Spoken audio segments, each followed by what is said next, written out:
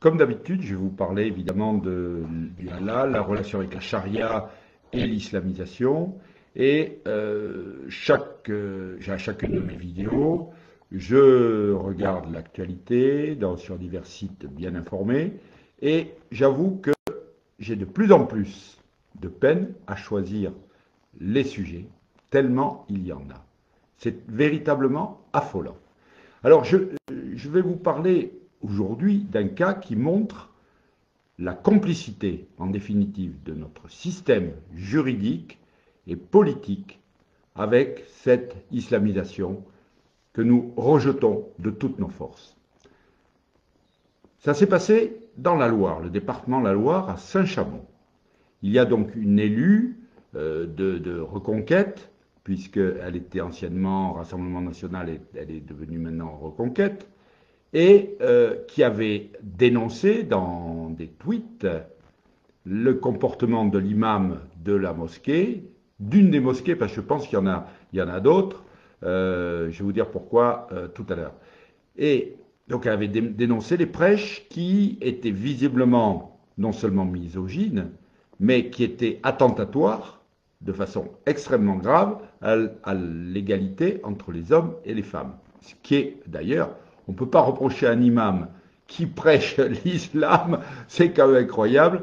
Voilà, c'est quelque chose que les gens ont beaucoup de peine à appréhender. Et donc, malgré tout, c'était tellement manifeste que le préfet s'en est ému, Monsieur Darmanin s'en est ému, et l'imam vient d'être expulsé.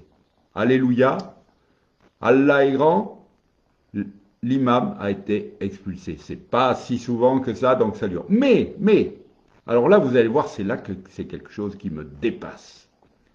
La mosquée en question a déposé plainte pour discrimination et donc elle a obtenu gain de cause puisque Madame Isabelle Surplis a été convoquée par la justice dans un délai extrêmement court, ce qui montre la motivation des juges pour protéger cette religion qui est devenue, chers amis, la religion officielle de la République.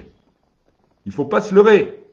Donc c'est quelque chose qui est révélateur de l'état des choses dans notre pays à l'heure actuelle concernant l'islam. Alors, dans cette ville de Saint-Chamond a été publiée une photo, d'ailleurs qui a fait la polémique, bien entendu, où pour la rupture du jeûne, donc il y a une fête, ils sont tous attablés, et on voit que les hommes sont d'un côté et les femmes de l'autre, séparées par une grande palissade. Pensez donc, les femmes sont des êtres impurs, il ne faudrait pas que ça donne, ça perturbe ce mois saint, la sainteté de cette fête de la grande bouffe. Vous voyez, chers amis, tout ça, ça se passe chez nous. Et apparemment, les grands médias n'ont pas l'air, les principaux médias, ou même les médias locaux, la presse quotidienne régionale, ne s'en émeut pas.